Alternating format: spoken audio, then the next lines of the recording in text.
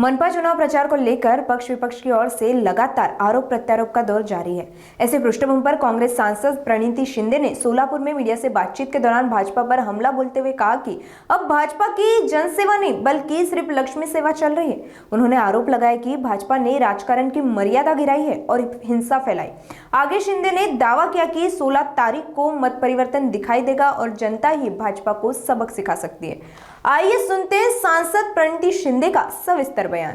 जाता है कशा पद्धतीने बघता, एक तर नगरसेवक पहिले होते, आता उमेदवार पडले नाही, आता काही तत्वच राहिले नाही आहेत।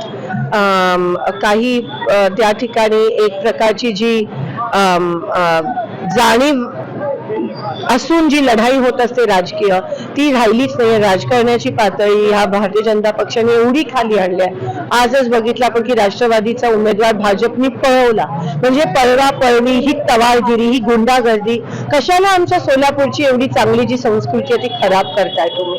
आणि राजकारणाची पातळी एवढी खाली आणल्यात, काही तत्वाची लढाई राहिली नाहीये, वैचारिक विचारसरणीची ती लढाई राहिली नाहीये।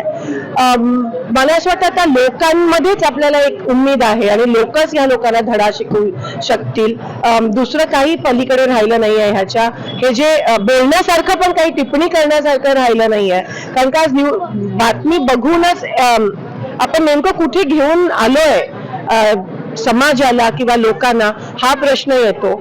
आणि कुठेतरी मला असं वाटतं त्या लोकांच्या हातातच सगळं, आणि लोकच ह्यांना जागा, जनतेच्या माध्यमातूनच ह्यांना जागा, खरीची त्यांची जागा आहे ती दाखवली। 16 तारखेचा निकाल काय अपेक्षित आहे?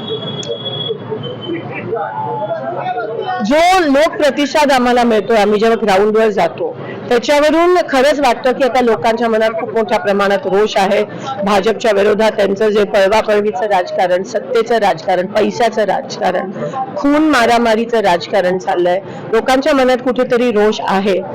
तो त्याचं नक्कीच मतपरिवर्तन होताना आम्हाला दिसेल 16 तारखेला।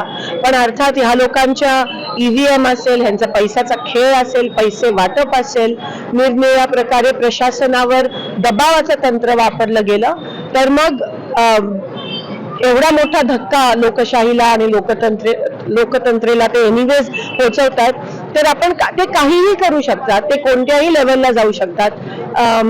मला असं वाटतं की आता त्यांना जनसेवा करण्याची त्यांची पात्रताच राहिली नाहीये। त्यांना फक्त लक्ष्मी सेवा, पैशाची सेवा करायची आहे, एवढंच भाजपला जमतं। जनसेवा हा त्यांचा खोटा चेहरा आहे, त्यांचा खरा चेहरा आता समोर येतोय। लोकांना फक्त हे कळावं आणि लोकांना हे दिसावं, अशीच मी सिद्धरामेश्वराच्या चरणी प्रार्थना करते। खरं तर अनेक कार्यकर्त्यांना नोटीस दिल्या जात आहेत।